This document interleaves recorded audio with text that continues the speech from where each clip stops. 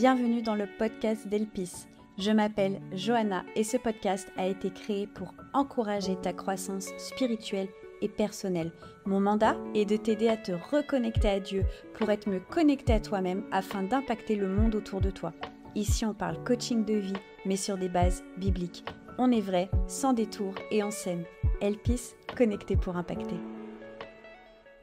Bonjour et bienvenue dans ce nouveau podcast. J'espère que tu vas bien, que tu as passé une belle semaine. Nous sommes présentement le vendredi 17 novembre et aujourd'hui, on parle ensemble des étapes de la croissance spirituelle. Mais alors, quelles sont les étapes de la croissance spirituelle chez les chrétiens ? Et en fait, si j'ai eu envie d'aborder ce sujet, c'est parce que je trouve qu'il y a une espèce de... On aurait tendance à penser que lorsque l'on reçoit le baptême, lorsque l'on prend le baptême, j'espère et je crois que tu es baptisé, et si ce n'est pas le cas, je ne peux que t'encourager à avancer dans cette voie-là, et bien croire que lorsque nous prenons le baptême, nous franchissons une sorte de ligne d'arrivée imaginaire.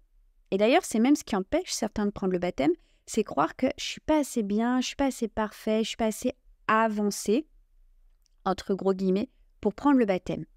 Alors, c'est très compréhensible. Cependant, c'est faux.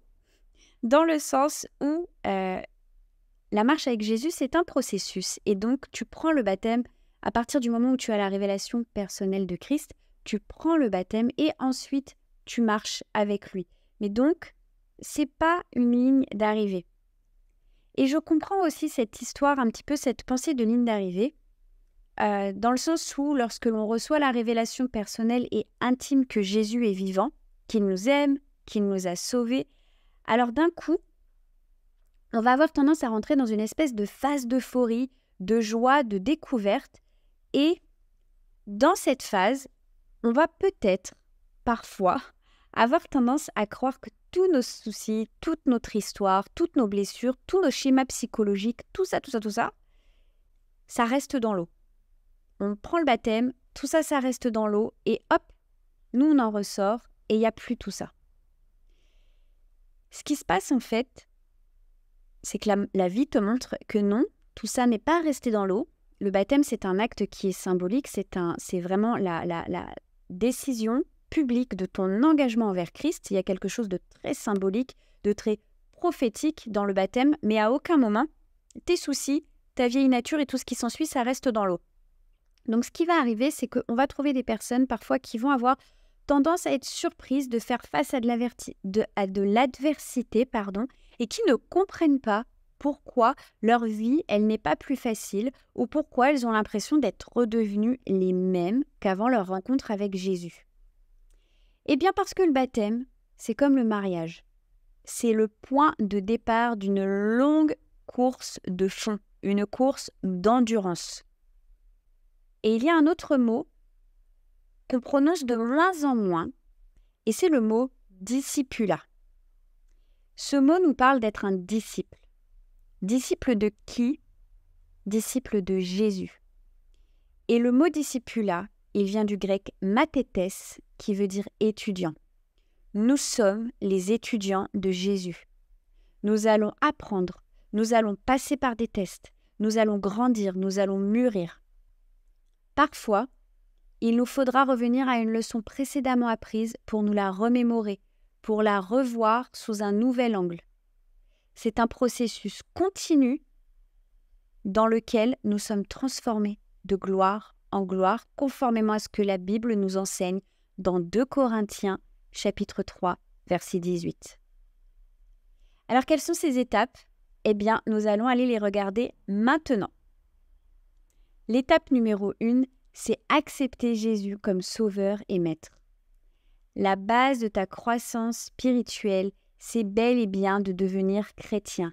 Or, être chrétien, ça signifie que l'on suit Christ, son exemple. Donc oui, je te pose la question. Jésus est-il ton sauveur ? Jésus est-il ton maître ? Pendant des années, je me suis arrêtée au mot sauveur.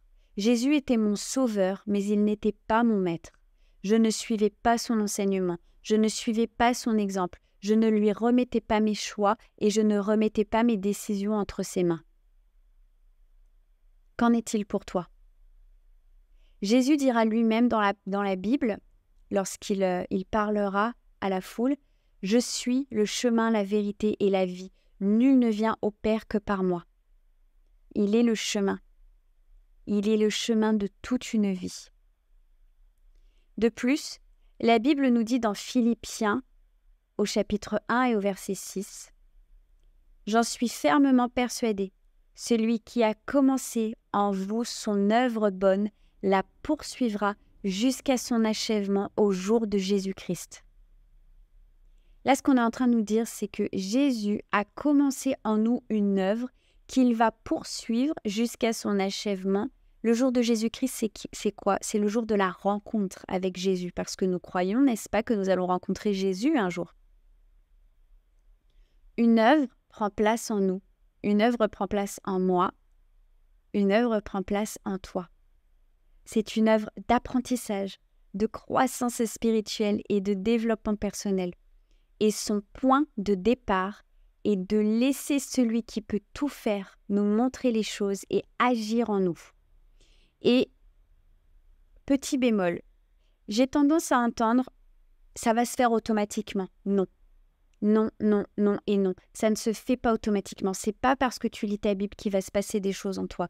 À un moment donné, il y a une mise en action de ta part. À un moment donné, il y a une envie, il y a une volonté, il y a une remise en question. Et il y a quelque chose de l'ordre de « Ok Seigneur, tu m'as montré ça, alors on va aller ensemble modifier. Je ne le fais pas par mes propres forces, je le fais par Christ qui vit en moi. Mais la volonté, à un moment donné, elle vient de moi. Jésus, le Saint-Esprit n'ira jamais au-delà de ce que nous le laissons faire en nous. Et si je lui résiste et si je refuse, eh bien je résiste et je refuse et ça ne se passera pas. La deuxième étape, accepter le pardon et savoir le donner. Cette étape concerne l'état de ton cœur. Je ne le dirai jamais assez. Je vois trop de chrétiens, de chrétiennes se lancer à bras-le-corps dans le faire pour Dieu alors qu'ils ne prennent pas le temps de recevoir l'essentiel, toute la grâce qui leur a été donnée à la croix. C'est la même chose lorsque l'on valorise à outrance le savoir-faire en oubliant l'importance capitale du savoir-être. C'est quelque chose que j'ai appris à mes dépens lorsque j'étais étudiante infirmière. Je pouvais avoir un très bon savoir-faire, je connaissais mes médicaments, je savais les pansements, je savais les protocoles, je connaissais tout le savoir, je l'avais dans la tête. Mais là où il a fallu que je bosse, c'était mon savoir-être en équipe, mon savoir-être avec les patients. Pas parce que j'étais mauvaise, mais parce qu'en fait, dans la relation à autrui, il y a des comportements que l'on peut avoir, des comportements que l'on ne peut pas avoir. On est censé comprendre aussi qui on a en face de nous, dans quel contexte est-ce qu'on s'inscrit, dans quelle entreprise, dans quelle église, où tu es aujourd'hui, dans quoi est-ce que tu bouges, dans quoi est-ce que tu es en interaction. Dans ce contexte-là, il y a des codes, il y a un savoir-être à avoir. Tu as pleinement reçu le pardon de Christ, mais l'as-tu pleinement accepté? Est-ce que tu t'es toi-même pardonné ou est-ce que tu te tiens encore rancune pour des erreurs que tu aurais faites par le passé? As-tu accordé la grâce qui t'a été donnée à ceux qui t'ont fait du mal? As-tu pris le temps d'évaluer la profondeur de tes blessures pour accorder un véritable pardon, comme est censé l'être le pardon chrétien? Matthieu 6, au verset 14 à 15 nous dit « En effet, si vous pardonnez aux autres le mal qu'ils vous ont fait, votre Père qui est au ciel vous pardonnera aussi. Mais si vous ne pardonnez pas aux autres, votre Père ne vous pardonnera pas non plus le mal que vous avez fait. » Je t'encourage à aller écouter mon dernier podcast ou à aller lire le dernier article sur le blog parce que j'ai vraiment développé les 4 erreurs courantes à propos du pardon. Ne néglige pas ce point. Ta guérison et ton pardon sont fondamentales pour ta croissance spirituelle. La 3e étape, connaître son identité. Alors là, on arrive sur mon cheval de bataille préféré. Et ceux qui me suivent depuis quelque temps, vous le savez, l'enjeu est juste énorme autour de l'identité. Et alors aujourd'hui, on est presque un peu tombé dans l'autre extrême, mais enfin bref, soit on est trop religieux, soit on la néglige trop, soit nous la sous-estimons. Il y a beaucoup de problématiques autour de l'identité. ton identité globale, donc qui tu es toi, je ne sais pas, peut-être que tu t'appelles Laetitia. Eh bien, Laetitia, tu es faite de deux composantes qui sont interreliées et totalement indissociables. Laetitia, tu as ton identité en Christ, ton identité spirituelle. Qu'est-ce que Christ, qu'est-ce que la Bible dit de toi? Et qui es-tu toi, Laetitia, dans ton identité personnelle, individuelle? Quelle est ta personnalité? Quels sont tes dons? Quels sont tes talents? L'identité, c'est le socle sur lequel tout le reste est construit. Et il est de ton devoir de te connaître. C'est important. C'est vraiment important de comprendre que c'est un devoir. De nouveau, ne soyons pas religieux, ne soyons pas légalistes. La Bible dit que tu es un sacerdoce royal, marche dans cette identité-là. Tu es un sacerdoce royal. La Bible dit que tu es enfant de Dieu, marche dans cette identité-là. Tu es enfant de Dieu. Ceci dit, le fait de connaître ton identité personnelle va aussi faire engendrer que tu connais également tes limites. Et je ne parle pas des limites mentales imposées par ton éducation, par ton passé, par peut-être tes échecs ou quoi, mais vraiment tes limites en termes de caractère, en termes de personne. Nous n'avons pas tous reçu des capacités égales dans les différents domaines qui existent. Certains vont recevoir beaucoup, d'autres vont recevoir moins, là où d'autres auront énormément. Voilà. Je t'encourage vraiment à prendre le temps de connaître ce que Dieu dit de toi dans sa parole et de connaître la personne qui l'a créé lorsqu'il t'a créé. Quelles sont tes aptitudes naturelles? Quels sont tes atouts? Connais-tu, comme je disais, tes angles morts? Je préfère ce mot-là au mot défaut. Tes limites. Serais-tu capable de te décrire en quelques mots, en évitant les phrases du style « Je suis Laetitia, j'ai 22 ans, je suis mariée, j'ai un enfant ». Non, va plus loin que ça. Qui es-tu profondément? Qu'est-ce qu'il y a dans ton cœur? Connais-tu tes ressources? Dieu ne fait rien à rabais, rien à moitié. Le psaume 139 dit « Je te loue de ce que je suis une créature si merveilleuse. Combien tes œuvres sont admirables, ô Dieu, et mon âme le reconnaît bien. » Tu es une créature merveilleuse, aimée, choisie, et malgré tout ce que la vie t'a fait traverser, tout ce que Dieu a mis en toi lors de ta création est toujours là et ne demande qu'à sortir, qu'à être affiné, poli, travaillé. Quant à ton identité en Christ, voici quelques versets extraordinaires que je t'encourage à méditer encore et toujours. Tu pourras lire dans 1 Pierre 2,9 « Vous êtes une race élue, un sacerdoce royal, une nation sainte, un peuple acquis, afin que vous annonciez les vertus de celui qui vous a appelé des ténèbres à son admirable lumière. » Romains 8, au verset 16 « L'Esprit de Dieu lui-même rend témoignage à notre esprit que nous sommes enfants de Dieu. » Éphésiens 2,10 « Car nous sommes son ouvrage ayant été créés en Christ pour de bonnes œuvres que Dieu a préparées d'avance afin que nous les pratiquions. » Colossiens 3,12 « Ainsi donc, comme des élus de Dieu, saints et bien-aimés, revêtez-vous d'entrailles de miséricorde, de bonté, d'humilité, de douceur et de patience. » Je voudrais revenir sur la notion d'enfant de Dieu. La Bible nous dit que nous avons été adoptés. C'est également dans l'Épître aux Romains que je t'encourage à aller lire et vraiment à méditer sur cette épître qui est absolument extraordinaire concernant ton identité et ta liberté spirituelle. Et pas que spirituelle d'ailleurs. Nous avons été adoptés. Dans le contexte dans lequel c'est écrit, quand on parle du fait d'avoir été adopté, il faut savoir qu'à cette époque, dans cette mentalité-là, on parle vraiment du fait chez les Juifs, donc, quand on t'adopte, on ne peut pas te renier parce qu'on t'a adopté, on t'a choisi. Imagine bien que tu as été adopté par Dieu. Imagine ce que ça veut dire d'être un enfant adoptif de Dieu. Quand Dieu révèle ça à un Juif qui sait pertinemment qu'un enfant adopté ne peut pas être renié parce qu'il a été choisi.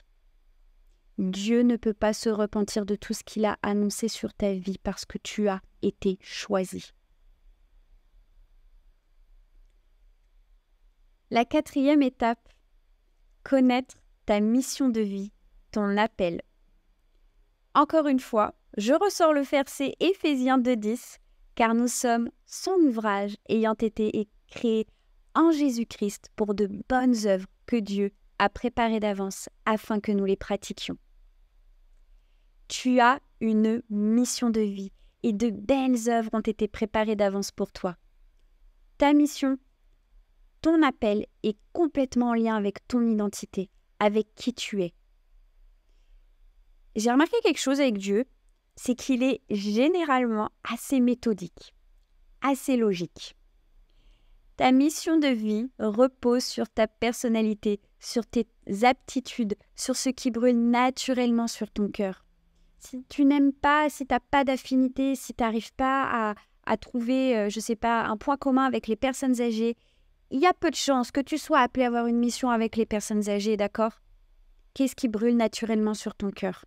Et ça peut être les personnes âgées du reste. J'ai 2 choses à préciser sur l'appel. Jésus dira dans Matthieu 28, versets 18 à 20, « Allez et faites de toutes les nations des disciples, les baptisant au nom du Père, du Fils et du Saint-Esprit, et enseignez-leur à observer tout ce que je vous ai prescrit. Quel que soit ton appel, tu es appelé à témoigner de Christ et de ce qu'il a fait dans ta vie. On est d'accord, pas n'importe comment, pas en criant dans la rue, pas en criant sur les gens avec des coups de Bible, mais grâce au Saint-Esprit et en respectant ta personnalité. Tu es appelé à témoigner et à être un témoignage vivant de la grâce de Dieu en toi. Tu ne sais pas ce à quoi tu es appelé, tu es là aujourd'hui, tu as le même travail depuis des années. Tu n'es pas placé là par hasard. Témoigne de Christ, sois un témoignage de Christ en toi. Où que tu sois placé, la première chose est de témoigner de Christ. La première chose est d'aimer ton prochain. Et ça m'amène à mon 2e point, la 2e chose que je veux préciser sur l'appel. Et rappeler quand même que Dieu aime les gens. Jésus est venu pour que quiconque croit en lui ne périsse pas, mais ait la vie sauve. Si tu rêves de révolutionner la planète, mais que ta maison et que ton cœur sont vides d'amour pour ta famille, tes amis et tes voisins, s'il te plaît, je t'en supplie, reviens à la base. Dieu est amour. Et nous allons parler dans le prochain podcast, dans le prochain article, du véritable amour selon la Bible, et je vais vraiment développer ça. Dieu est amour. Quel que soit ce qui brûle sur ton cœur, si ce n'est pas animé par un ardent désir de voir des gens être sauvés, de voir des gens être restaurés, de voir des gens avoir une vie transformée, mon ami, tu loupes la base. La base, c'est les gens. La base, c'est l'amour. L'étape 5, se nourrir quotidiennement de la parole de Dieu. Vivre et grandir avec Dieu, c'est accepter et comprendre que rien n'est jamais acquis.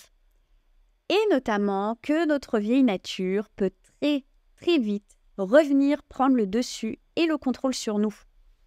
J'ai tendance à appeler, alors dans la Bible on parle du vieil homme, de moi à moi-même, comme je suis une femme, je l'appelle la vieille meuf. Ok, c'est une confidence et peut-être que je te choque et vraiment je suis désolée pour ça. Mais vraiment, des moments je la sens venir en moi et venir me dire des trucs et puis venir me montrer des choses. Je dis tais-toi, tais-toi, tais-toi. Nous sommes tous logés à la même enseigne, mais je crois qu'il est important d'être prudent. Les gens autour de nous nous voient vivre, ils nous entendent parler. Et lorsque nous clamons être chrétiens, les gens voient aussi si notre vie est en accord avec nos paroles ou pas. Quel est le remède à cela? Lire la Bible et prier quotidiennement. Ai-je oublié de te dire que discipula, disciple et discipline sont de la même famille? La Bible nous encourage aussi dans ce sens. Dans Josué 1 au verset 8, tu pourras aller lire que ce livre ne s'éloigne pas de toi. Médite-le jour et nuit pour agir avec fidélité, conformément à tout ce qui y est écrit. C'est alors que tu auras du succès dans tes entreprises, que tu réussiras. Quand on parle d'avoir du succès dans les entreprises, quand on parle de réussir, on parle vraiment d'être dans les desseins de Dieu. On parle vraiment d'être dans le chemin que Dieu a tracé pour nous. Matthieu 4,4 ajoute, c'est Jésus qui parle. Il est écrit, l'homme ne vivra pas de pain seulement, mais de toute parole qui sort de la bouche de Dieu. Notre portion de la parole de Dieu est vitale pour que notre esprit puisse être en bonne santé, pour que nous puissions rester ancrés dans notre identité en Christ, pour que nous puissions cultiver la grâce reçue, pour que nous puissions rester axés sur notre mission de vie et surtout pour que nous puissions déborder d'amour sur le monde autour de nous. Voilà les 5 étapes nécessaires à ta croissance spirituelle en tant que femme chrétienne. Comme je te l'ai déjà dit, il s'agit d'un processus qui est continu et qui bouge en fonction des différentes périodes de ta vie. Parfois, tu vas devoir repasser par certaines étapes. Parfois, tu vas devoir te repencher sur ta vision. Parfois, tu vas devoir te repencher sur ton identité en Christ parce que peut-être encore certaines traces de vieilles blessures, de légalisme, de vieilles croyances vont ressurgir. Parfois, oui, tu vas être bousculé peut-être dans ta routine et tu vas avoir du mal à réintégrer une routine avec Dieu, à aller te nourrir quotidiennement de sa parole, à prendre des vrais temps de prière de manière quotidienne. Sache qu'il y a de la grâce. Il y a de la grâce en tout temps. Il y a de la grâce en chaque saison. Et cette croissance spirituelle, ce développement personnel, c'est vraiment un acte d'amour de Dieu envers toi. Saisis-toi pleinement de cet amour pour pouvoir le déverser autour de toi. J'espère sincèrement que ces quelques minutes ensemble t'auront encouragé, t'auront édifié et puis t'auront peut-être aidé à voir les choses sous un nouvel angle ou au contraire auront conforté ta vision. Je t'embrasse et je te dis à la semaine prochaine. Sois béni. Merci d'avoir écouté ce podcast jusqu'au bout. Je suis sûre qu'il t'aura parlé. Alors, pour aller plus loin, je t'encourage à cliquer dans le lien juste en dessous afin de rejoindre notre communauté de femmes inspirées et inspirantes. Tu recevras tous les lundis matins un mail qui va encourager ta foi. Tu seras également au courant lorsque les portes de mon programme Restart ouvriront. En attendant, passe une magnifique journée. Bye!